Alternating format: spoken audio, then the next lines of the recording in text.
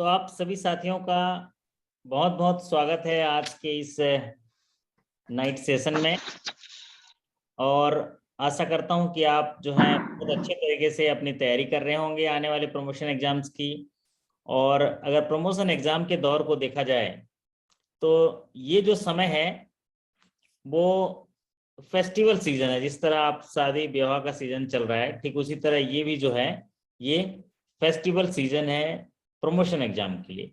और इस सीजन में आप देखिए बहुत सारे साथियों के प्रमोशन एग्जाम हो रहे हैं और आने वाले दिनों में जो प्रमोशन एग्जाम होने वाले हैं। और ये जो टाइम है आपका, ये दिसंबर महीना, जनवरी महीना और फरवरी महीना, तो ये इसमें सारे एग्जाम जो हो जाएंगे आपके। क्योंकि फिर मार्च महीना आप लोग साल भर का मार्कशीट जो आपका जितना काम करते हैं उसके लिए जो कार्य निष्पादन करते हैं उसका रिजल्ट आने का समय रहता है।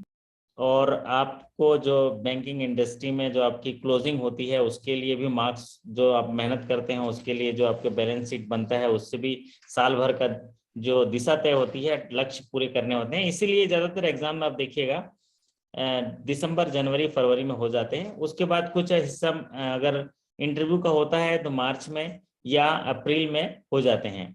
तो सभी साथी जरा कंफर्म कर देंगे ऑडियो वीडियो ओके है तो हम लोग ये सेशन से स्टार्ट करेंगे। और आज के इस सेशन में हम लोग चर्चा करने वाले हैं कुछ सवालों पे जो आने वाले एग्जाम्स को देखते हुए वो इम्पोर्टेंट है। तो जरा फटाफट जो है ओके है। लोकेश जी बहुत बढ़िया, शंकर भगत जी अच्छा, सब ओके हैं, क्या बात है। नमस्कार, आप हम लोगों से ज्यादा मेहनत करते हैं, वाह क्या बात है। तो मैं आप लोगों से ज़्यादा मेहनत करता हूँ लेकिन आप ही लोगों के लिए मेहनत करता हूँ। तो उसका मतलब ये होना चाहिए कि आप लोगों को भी मेहनत करके सफलता दिलाइए, तब फिर शानदार तरीके से हम लोग जो सार्थकता है उसकी साबित कर पाएंगे। चलिए तो सब चीज़ ओके है। शबाना मलिक जी बहुत बढ़िया। तो आज कुछ सवाल लेकर आया हूँ और इस सवाल जो है यहाँ पर आने वाले प्रमोशन एग्जाम को देखते हुए बनाया हूँ। तो इस पर आप जो सवाल हैं आप हल करेंगे। तो मैं आप लोगों से सवाल साझा कर रहा हूँ क्योंकि कुछ कुछ ट्रेंडिंग टॉपिक है जिस पर हम लोग बात करते हैं, उनमें से ये टॉपिक लिया हुआ हूँ जो जनरल बैंकिंग से जुड़ा हुआ टॉपिक है। तो मैं जरा ये साझा कर लूँ आप लोगों से सवाल, तो फिर उसके बाद हम लोग बात करेंगे।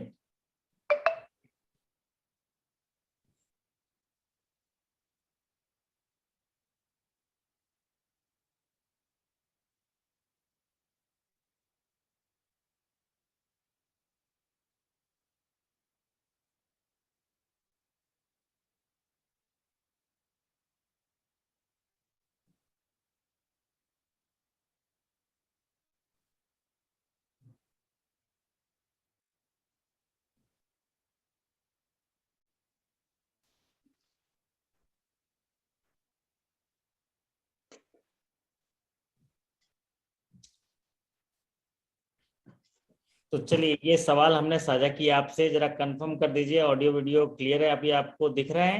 तो जरा चैट बॉक्स में हमारे साथी जरा कमेंट कर दें तो फिर हम लोग जो है ये सेशन जो है शुरू करेंगे। पहला सवाल आपकी स्क्रीन पर लूंगा, जरा आप लोग कमेंट कर दीजिए कि जरा ये सही तरीके से पीपीटी दिख पा रहा है।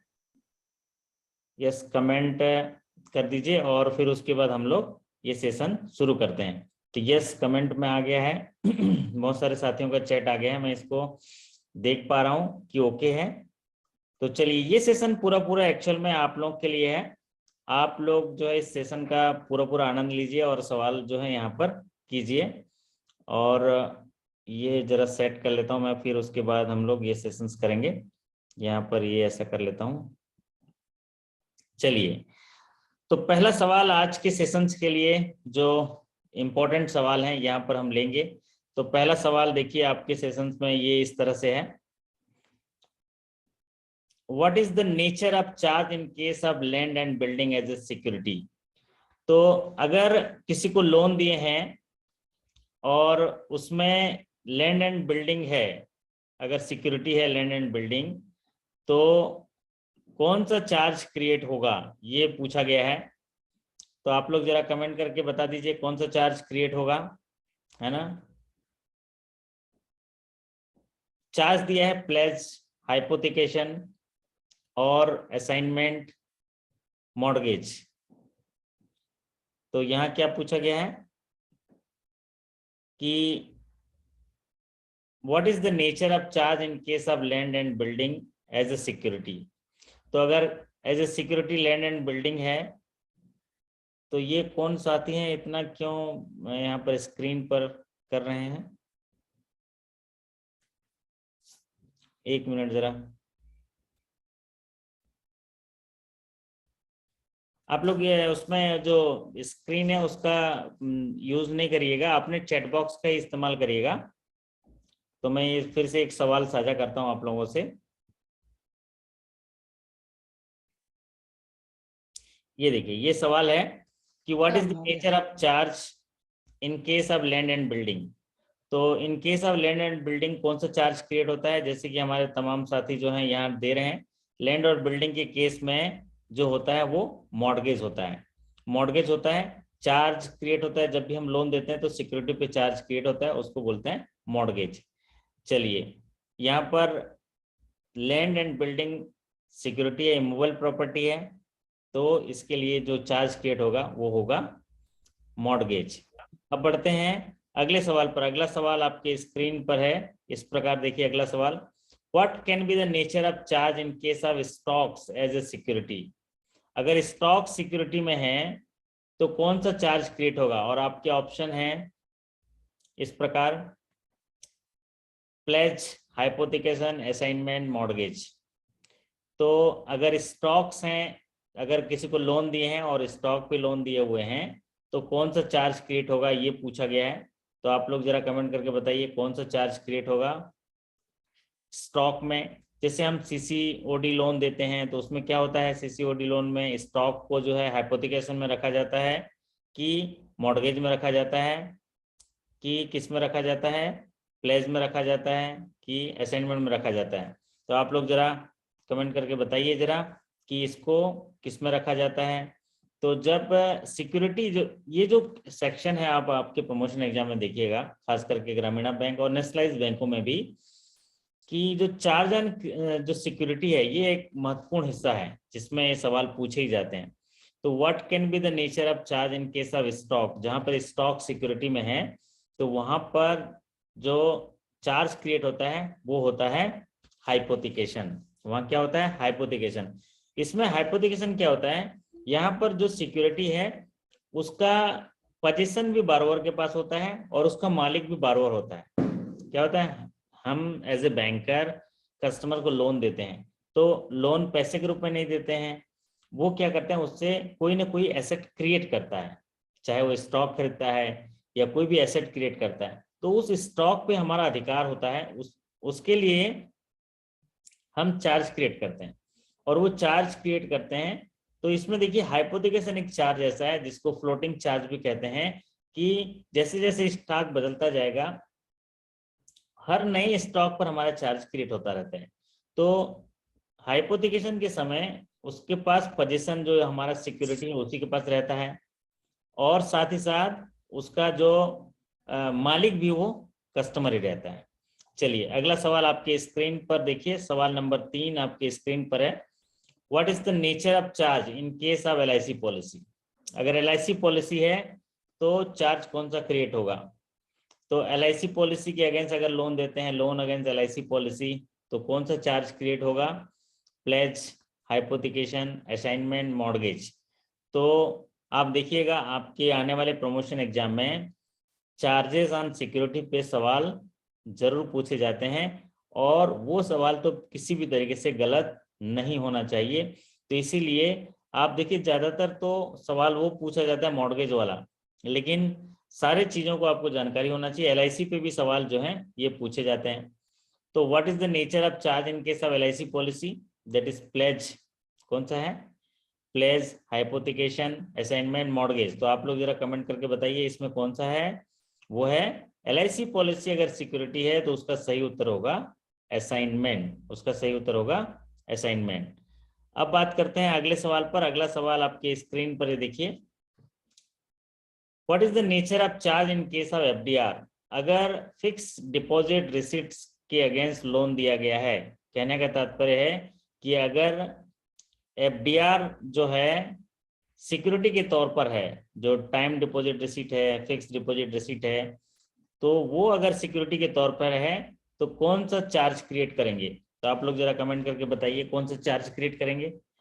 लियन, प्लेज, असाइनमेंट, हाइपोथिकेशन। तो जब भी आप बैंक में लोन देते होंगे, लोन अगेंस्ट डिमांड डिपॉजिट्स, तो उसको डिमांड लोन कहते हैं, तो उसमें चार्ज क्रिएट करते हैं। तो वो कौन सा चार्ज क्रिएट होगा? एफडीआर में सिक्योरिटी में जो चार्ज क्रिएट होगा वो होगा असाइनमेंट। हालांकि आप लोग ज्यादातर बोलचाल की भाषा में लियन का इस्तेमाल करते हैं कि लियन कर दीजिए, उसमें लियन जो है, लेकिन गुड्स में लियन होता है, लेकिन यहाँ पर जो है पेपर सिक्योरिटी है, इसलिए यहाँ पर असाइनमेंट होगा, क्योंकि इसमें जो उसकी फ्यूचर वैल्यू होती है उस पर भी हमारा चार्ज क्रिएट हो जाता है, क्योंकि एक एफडीआर होता है, एफडीआर में उसमें इंटरेस्ट मिलेगा तो उस पर भी हमारा चार्ज क्रिएट हो जाता है, इसीलिए यहाँ पर असाइनमेंट आता है।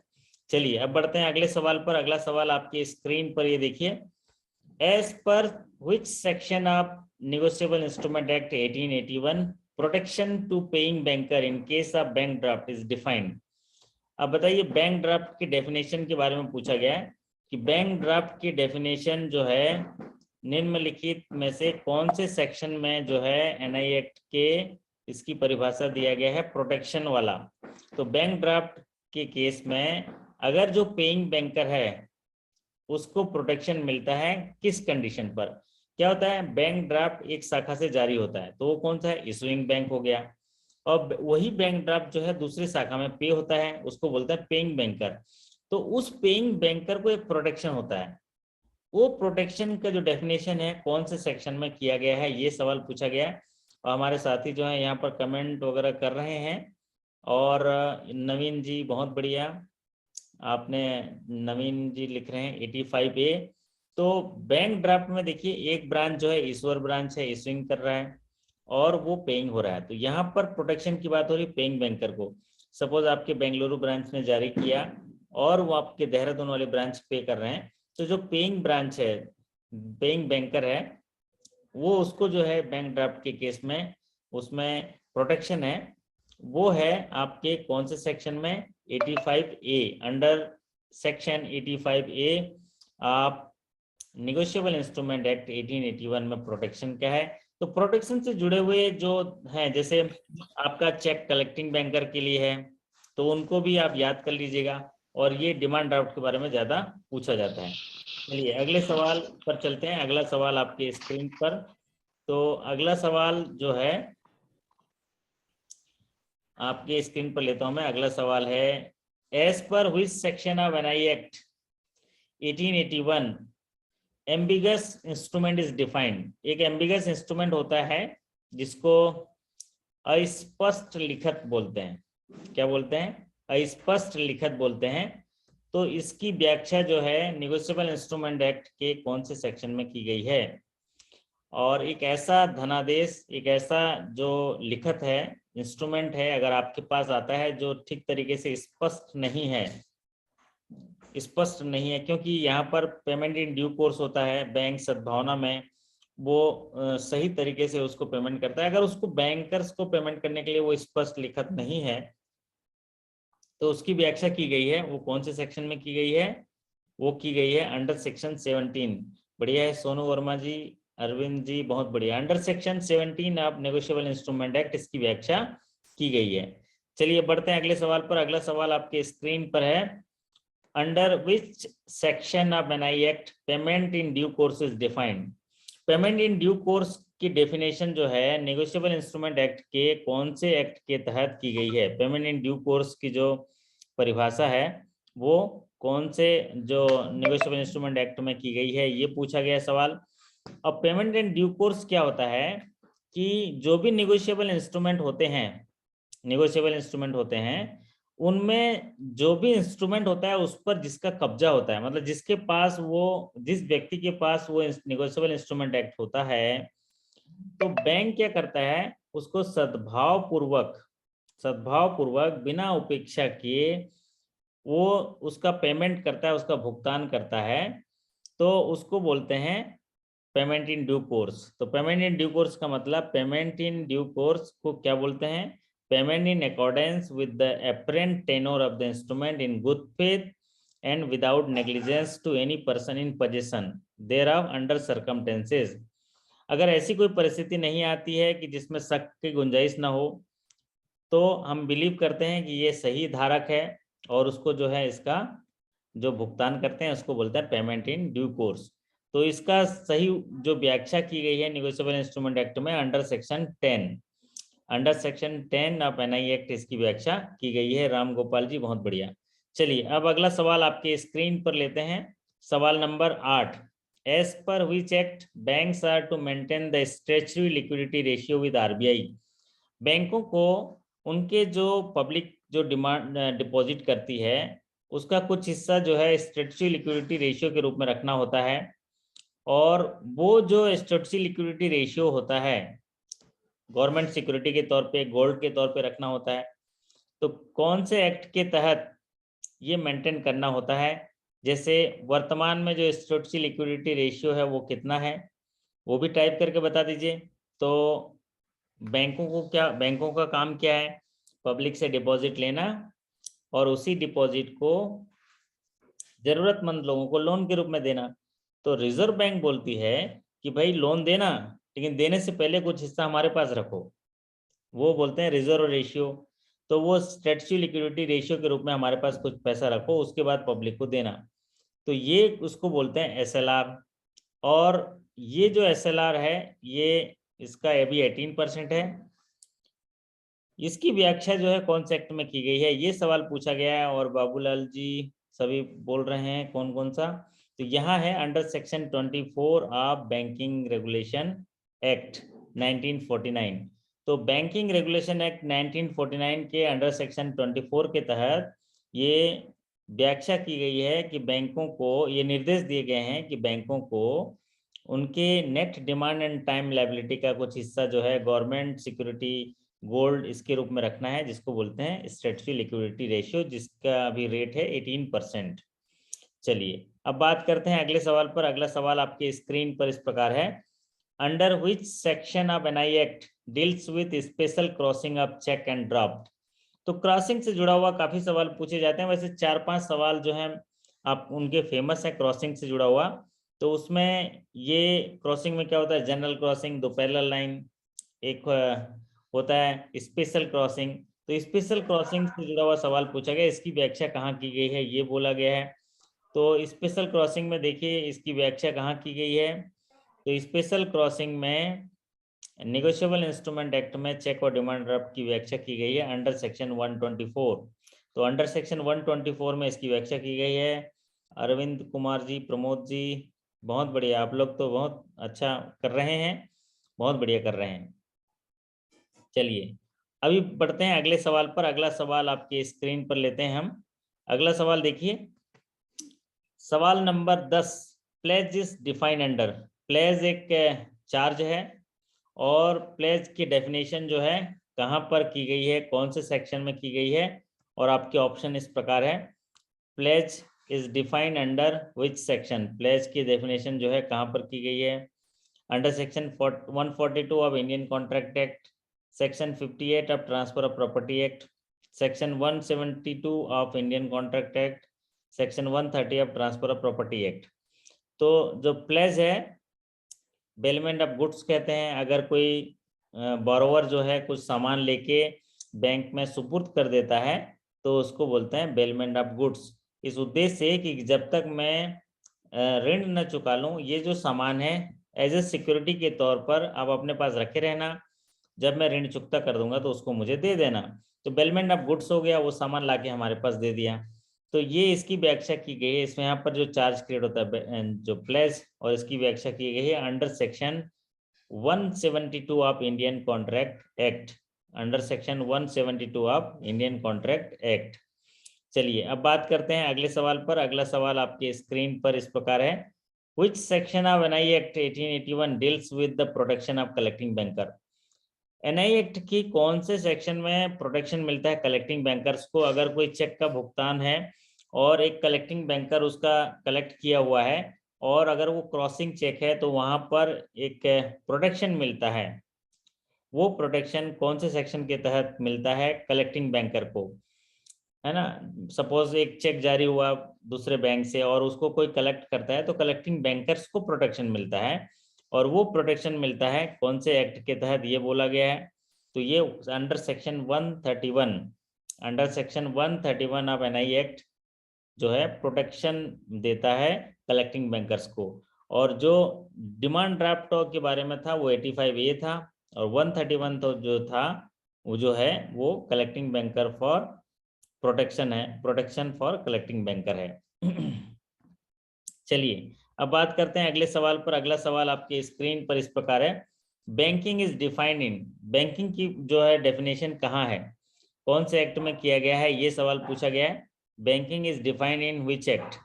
तो बैंकिंग की परिभाषा जो है कि बैंकिंग क्या है उसको कहाँ डिफाइन किया गया है, ये पूछा गया है।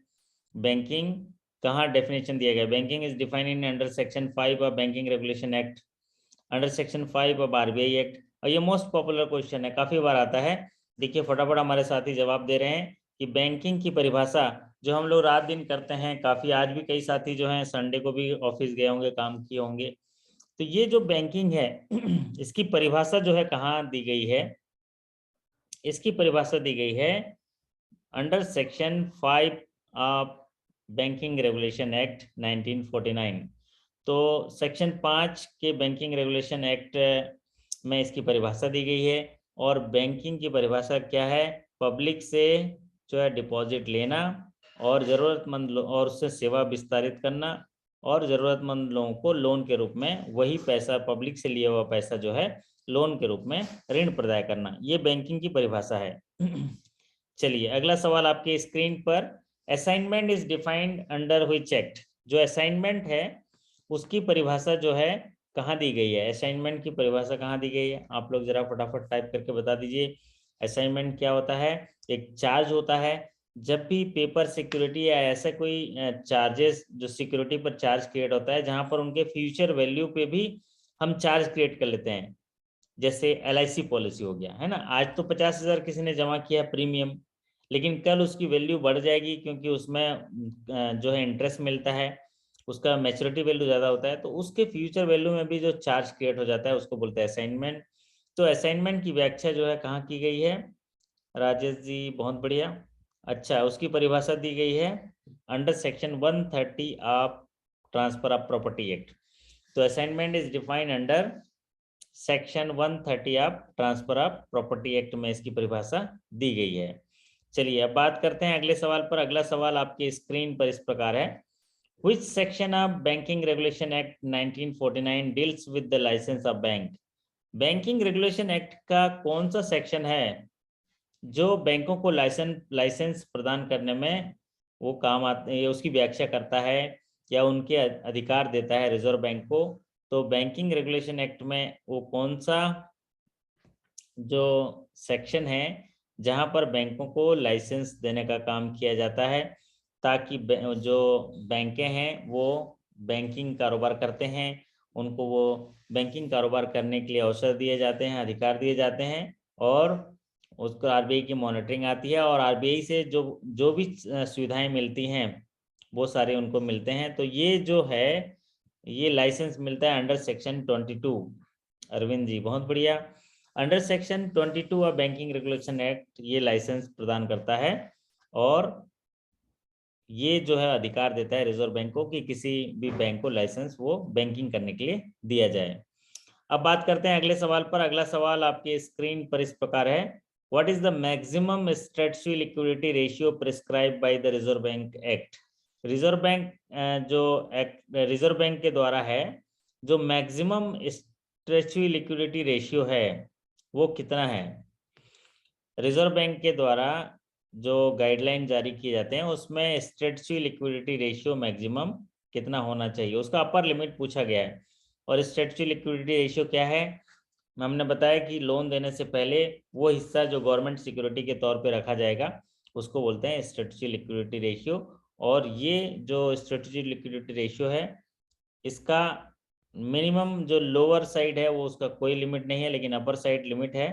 और वो लिमिट कितना है, वो है 40%। और अभी कितना है वर्तमान में, ये कितना है वर्तमान में, बता दीजिए जरा कितना है वर्तमान में। तो वर्तमान में अगर पूछा जाएगा तो क्या लिखेंगे, वर्तमान में 18% है और इसका अपर लिमिट है 40%। बहुत बढ़िया। अगला सवाल आपके स्क्रीन पर, मॉर्गेज। मॉर्गेज का जो डेफिनेशन है वो कहाँ पर है, mortgage is defined under which act. तो mortgage is defined under which act. और मॉर्गेज एक ऐसा चार्ज है जो इमूवेबल प्रॉपर्टी, इमूवेबल सिक्योरिटी पर क्रिएट करना होता है। तो इमूवेबल सिक्योरिटीज जो होते हैं उनमें ये मॉर्गेज जो है चार्ज क्रिएट करना होता है, ताकि अगर वो हितग्राही या उधार ग्रहीता अगर लोन नहीं चुकता करता है तो उस पर जो है चार्ज क्रिएट करके हम उसको जो है बेच सकते हैं और उसकी लोन की वसूली कर सकते हैं। तो मॉर्गेज की व्याख्या जो की गई है वो under section 58 of transfer of property act है। मॉर्गेज अनेक प्रकार के होते हैं, सिंपल मॉर्गेज होता है, इंग्लिश मॉर्गेज होता है ना, रजिस्टर्ड मॉर्गेज होते हैं, इक्विटेबल मॉर्गेज होते हैं, यूसुफैक्टरी मॉर्गेज होते हैं, तो मॉर्गेज बाय कंडीशनल सेल होते हैं। तो ये तमाम तरह के मॉर्गेज होते हैं। इंग्लिश मॉर्गेज होता है जहाँ पर एब्सोल्यूट ट्रांसफर कर दिए जाते हैं, तो ये मॉर्गेज होते हैं। तो mortgage is defined under section 58 of transfer of property act. चलिए अगला सवाल आपके स्क्रीन पर इस प्रकार है, जो आरबीआई है, रिजर्व बैंक ऑफ इंडिया, जो उसको भारत का केंद्रीय बैंक बनाया गया, उसके लिए एक्ट बनाया गया आरबीआई एक्ट 1934। वो कब भारत में लागू हुआ, कब प्रभावी हुआ, RBI act 1934 came into force from which date. तो भारत में केंद्रीय बैंक के रूप में भारतीय रिजर्व बैंक को लाने के लिए जो है आरबीआई एक्ट 1934 जो है वो कब से प्रभावी है, कब से लागू हुआ, ये पूछा गया। और इसका तारीख है 1 अप्रैल 1935। तो 1 अप्रैल 1935 को ये जो है फोर्स में आया, प्रभावी हुआ। तो इसका डेट है 1 अप्रैल 1935। चलिए अब बात करते हैं अगले सवाल पर। अगला सवाल आपके स्क्रीन पर है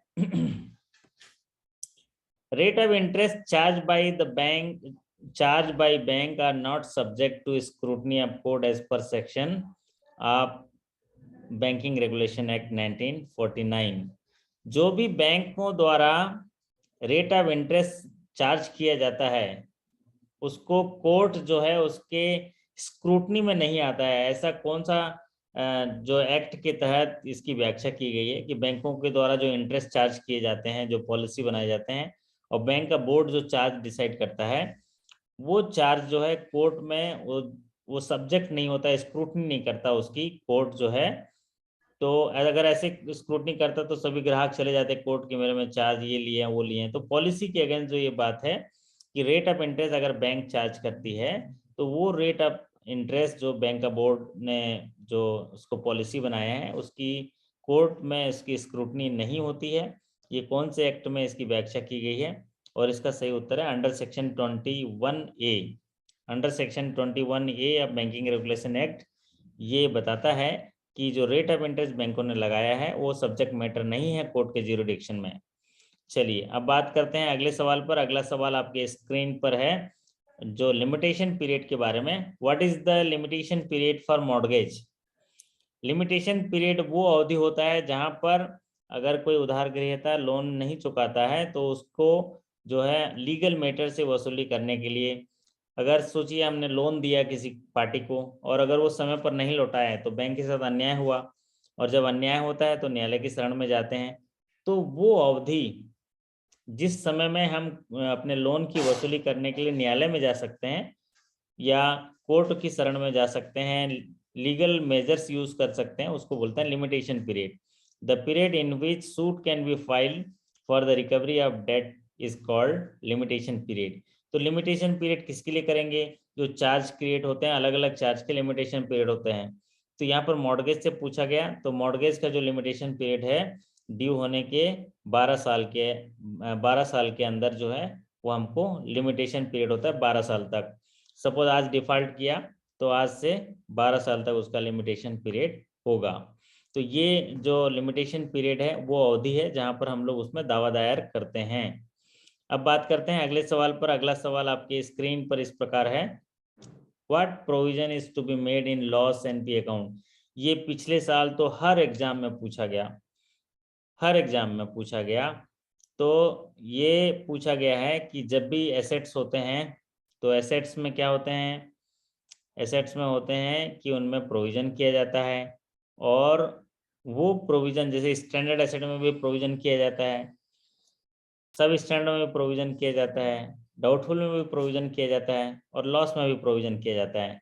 लेकिन ज़्यादातर यही सवाल पूछा गया कि लॉस अगर एनपी अकाउंट है तो उसमें प्रोविजन कितना किए जाएंगे, वो है 100%। तो आप सोचिए कि लॉस में 100% प्रोविजन हो गया, क्योंकि ऐसे ही लॉस है, मतलब जितना रुपए आप एनपीए है उतना रुपए हमको प्रोविजन करना पड़ेगा। हमारी गाड़ी मेहनत की कमाई में से वो हिस्सा रखना पड़ेगा, क्योंकि अब वो डूबत खाता हो गया।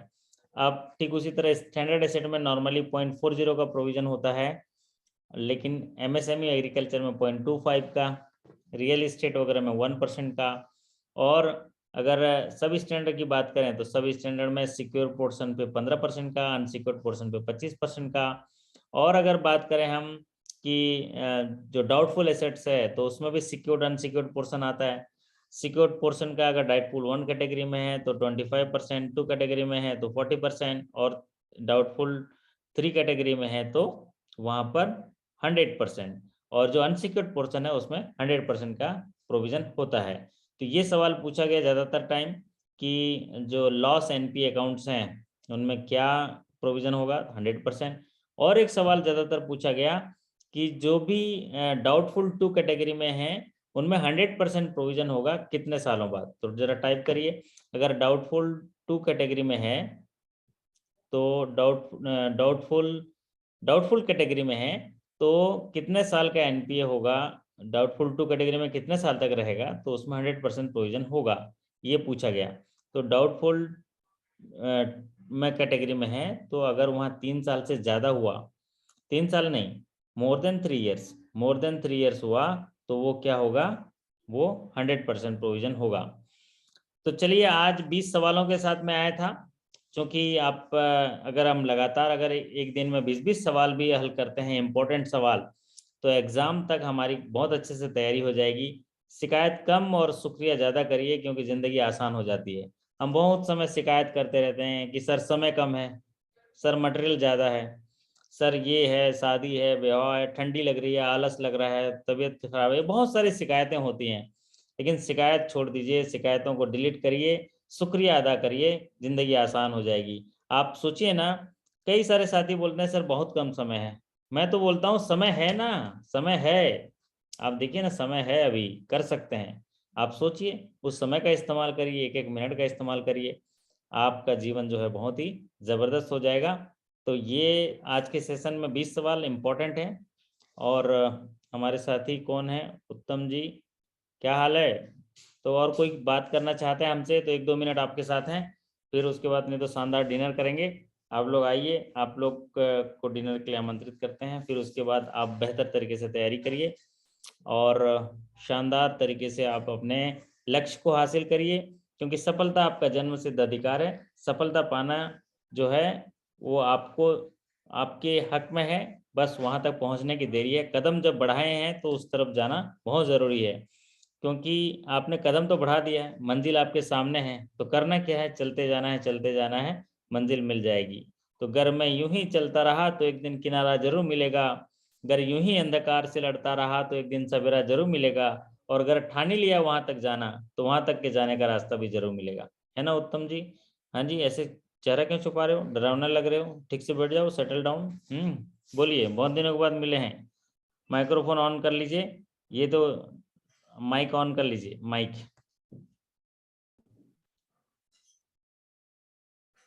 उत्तम मसीह, क्या हाल है, बताइए, कैसी चल रही सर, तैयारी?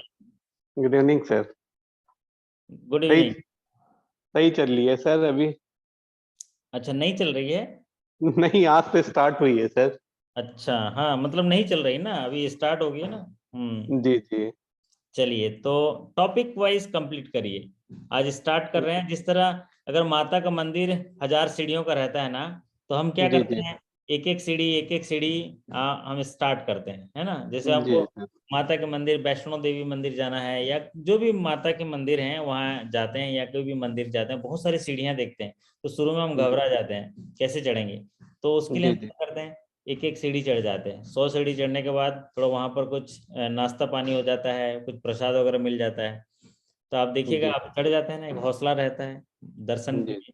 तो ठीक उसी तरह एग्जाम भी है। अभी स्टार्ट करिए, केवाईसी पढ़ लीजिए, प्रायोरिटी सेक्टर पढ़ लीजिए, गवर्नमेंट स्पॉन्सर स्कीम्स पढ़ लीजिए, कस्टमर सर्विसेज पढ़ लीजिए, रिटेल लेंडिंग स्कीम्स पढ़ लीजिए। एक एक सीढ़ी एक साथ सब नहीं कर सकते, है ना। फिर आपको जी सर। सफलता मिलेगी। वाह, कौन से शहर से बोल रहे हैं उत्तम जी? सर गोरखपुर, उत्तर प्रदेश। क्या बात है ना। गोरखपुर उत्तर प्रदेश से बोल रहे हैं।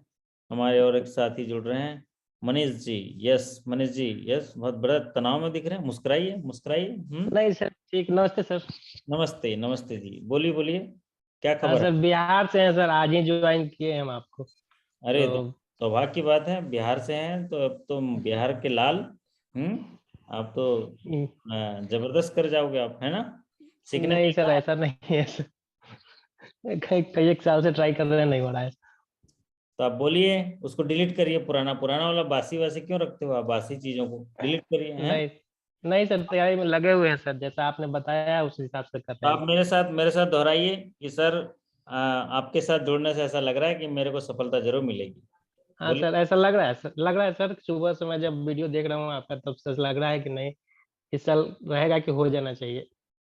मेरे साथ रिपीट करिए, आज के बाद, आज के बाद, अभी से, अभी से, मेरे साथ मेरे साथ जो भी होगा जो भी होगा बहुत ही अच्छा होगा। बहुत ही अच्छा होगा। Thank you sir. ठीक है, इसको 3 बार स्मरण करके सो जाइएगा, आपके साथ अच्छा ही होगा। हमारे ठीक है सर। दिमाग में वो हर एक चीज कहेंगे जो हमारे लिए अच्छा होगा। आपने वो यस। एक बात सुनी है ना, कि हाँ 24 घंटे में माँ सरस्वती जो है एक बार हमारे कंठ में विराजमान हो जाती है। Manish ji agree yes. करते हैं? Yes sir.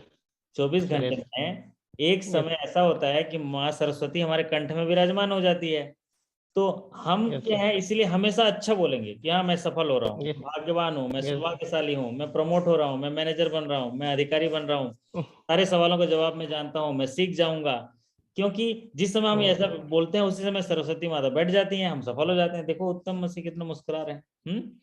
Yes sir. लेकिन अगर हम निराशाजनक बातें करते रहेंगे कि मेरे को नहीं हो पाएगा, मैं तो पिछले साल भी फेल हो गया, इस बार भी अच्छा नहीं है, पता नहीं नहीं कुछ होगा, तो उसी समय सरस्वती माँ बैठ जाती हैं और बोलती है जा तथा जा, जाओ, ये इस बार भी नहीं होगा। तो इसलिए आज के बाद, अभी से, मेरे साथ जो भी होगा बहुत ही अच्छा होगा। देखिए राव साहब बहुत कैसे ही अच्छा। बता रहे हैं, है ना। क्यों सीएल यस सर। राव साहब, क्या सर हाल है? बढ़िया है सर, नमस्ते।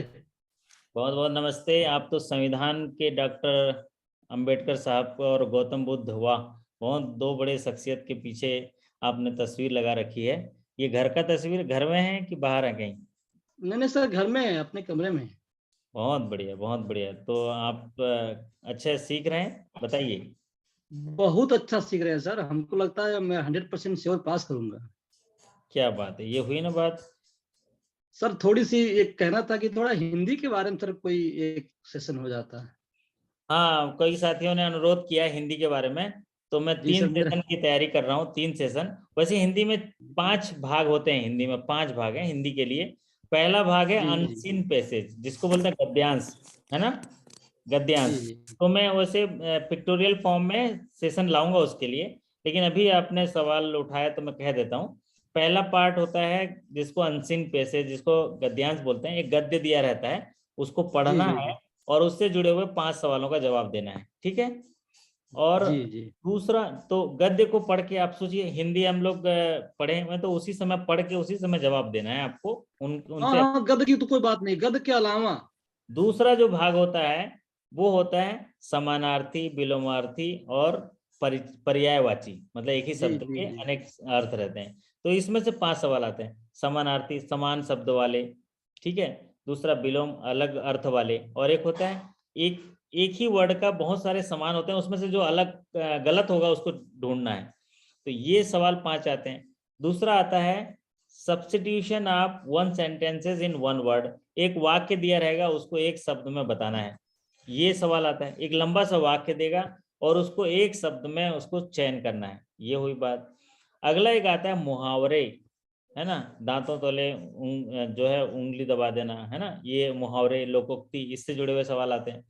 फिर आता है सेंटेंस करेक्शन या मैचिंग जिसको बोलते हैं, तो वो सवाल आते हैं। अभी क्या हो रहा है, पिछले साल से देखा कि हिंदी में जो थोड़ा कठिन कर दिया था पिछले साल भी, जो BRKGB हो या अलग अलग हो, लेकिन अभी इस साल के जो आ रहे हैं वो थोड़े सरल आ रहे हैं हिंदी में, तो उसके लिए अलग से मैं गाइड दे दूंगा। आप पर्सनली मुझे व्हाट्सअप करना, एक बुकलेट भी है, मैं आपको दूंगा, तो उसमें आपको अच्छे से गाइड हो जाएगा और सेशंस भी ले आएंगे सवालों के साथ, कुछ 101 सवाल ले आएंगे, है ना। सर जनरल बैंकिंग की तो कोई चिंता नहीं है, बस हिंदी की चिंता सता रही है। हाँ, तो आपने अच्छा किया बताया, मैं उसके लिए आपके लिए मदद करूंगा और आने वाले दिनों में उसको भी कर लेंगे, है ना।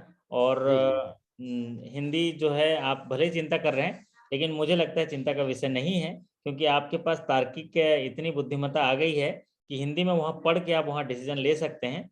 हाँ बिल्कुल बिल्कुल। वहाँ सेंस ऑफ ह्यूमर हिंदी में काम करेगा। देखिए हिंदी के लिए ऐसा थंब रूल नहीं है कि मैं 4-5 चीजें यहाँ ले आऊंगा और वो आएगा। जैसे बैंकिंग में मैंने ये सवाल कहा ना, NPA में 100% प्रोविजन होगा अगर लॉस एसेट है, तो ये तो आएगा ही आएगा, सेम टू सेम। लेकिन हिंदी में क्या है, सेंस ऑफ ह्यूमर काम आता है, वहां पर हमको पढ़ना है, सवाल को समझना है और उत्तर देना है, तो ये ठीक रहेगा। तो आप लोग इजाजत दें, तो फिर आप आज का सेशन समाप्त करेंगे और मुस्कुराते हुए, एक अच्छे से आत्मविश्वास के साथ, ऊर्जा के साथ, और स्मरण करते हुए कि आज के बाद अभी से मेरे साथ जो भी होगा बहुत ही अच्छा होगा, मैं सफल होने बिल्कुल अच्छा होगा सर, बिल्कुल अच्छा होगा, आपका साथ है, बिल्कुल अच्छा होगा 100%। और हमेशा ईश्वर से प्रार्थना करिएगा कि मेरे दुर्भाग्य को सौभाग्य में बदल दे, मेरे अपमान को सम्मान में बदल देना, मेरे रोज को योग में बदल देना, मेरे रोग को निरोग में बदल देना, और मुझे सफल बना देना, मुझे भाग्यवान बना देना। अगर इस तरह की बातें आप रिपीट करेंगे तो आपको सफलता जरूर मिलेगी। ये देखो नीतीश बाबा आ गए, है ना। हाँ जी मधु जी सर 14 तारीख को बाय बाय सर, क्या करे सर? बाय बाय अलग से आप बात करिएगा मेरे से, है ना विश्वजीत जी, अलग से थोड़ा मॉर्निंग में कल बात कर लीजिएगा, मैं आपको गाइड करूंगा, है ना, वाइवा के लिए। वैसे आप एक्सपर्ट हो, इतने सारे सेशंस अटेंड किए हैं वाइवा के लिए, तो और आपको स्पेशल टिप्स दे दूंगा, है ना। मधु जी बताइए कैसे हैं, माइक ऑन कर लीजिए, मुस्कुरा रहे हैं आप तो बहुत अच्छा है ना। माइक ऑफ है आपका। जी सर, नमस्ते सर। बहुत बहुत नमस्ते, मजा आ रहा है कि नहीं? जी सर, कॉन्फिडेंस बढ़ रहा है सर। हाँ यही तो चाहिए, हमारे पास ज्ञान है, हमारे पास लिखत पढ़त में सब है, नॉलेज है, यहाँ पर मटेरियल है, सबसे बड़ी बात मैं हूँ, तो देखो बालक भी मुस्कुरा रहा है ना। तो आपको एक कॉन्फिडेंस चाहिए, है ना। मैंने आज बताया ना वो 4 पंक्तियां मैंने अभी बताई कि लक्ष्य भी है, मंजर भी है, और चुपता मुश्किलों का खंजर भी है, आस भी है, प्यास भी है, और आने वाली कठिनाइयों का एहसास भी है, लेकिन तमाम कठिनाइयों के बावजूद भी हम उस लक्ष्य को हासिल कर लेंगे, क्योंकि हमारे पास खुद का आत्मविश्वास भी है, आत्मविश्वास भी है। सब चीज लुट जावे, सब खत्म हो जाए, अगर एक आस आपके पास है, एक आत्मविश्वास आपके पास है, तो फिर से अपना पूरा महल खड़े कर सकते हो, है ना। राव साहब सहमत है? बिल्कुल सत्य है, सब है। और कोई चीज देखिए, जितनी सारी चीजें हम अपने यहाँ डिस्कस कर रहे हैं, चीजें हैं, तो आप उसको अगर डायरी में नोट कर लेंगे, उसको रिपीट करेंगे और सही तरीके से उस मार्ग पे चलेंगे तो पहुंच जाएंगे। एक सरल सा उदाहरण देता हूँ, मधु जी आप कौन से शहर से हैं? सर बस्ती। मतलब वैसे मैं लखनऊ से हूँ और बस्ती में। लखनऊ जी। लखनऊ, अगर मान लीजिए लखनऊ एक शहर है और मुझे लखनऊ जाना है, तो मैं लखनऊ का रास्ता पकड़ लिया, उसी दिशा में चलने लग गया, तो लखनऊ पहुंच जाऊंगा, यस सर नो, कोई डाउट? No doubt. ठीक उसी तरह सफलता है, अगर उसका रास्ता हमने पकड़ लिया, उस रास्ते चलने लगे तो रास्ता मिल जाएगा, है ना। जी सर। चलिए आप लोग के अच्छे सफलता और सकुशलता की कामना करते हुए आपसे विदा लेता है, फिर मुलाकात होगी अगले सेशंस में, तब तक के लिए आपका धन्यवाद, नमस्कार, थैंक यू सो मच। नमस्कार sir, thank you so much sir. बहुत ही सुंदर बालक है आपका, मेरी तरफ से शुभकामनाएं, आशीर्वाद। गुड नाइट बोल दो। Good night, bye bye.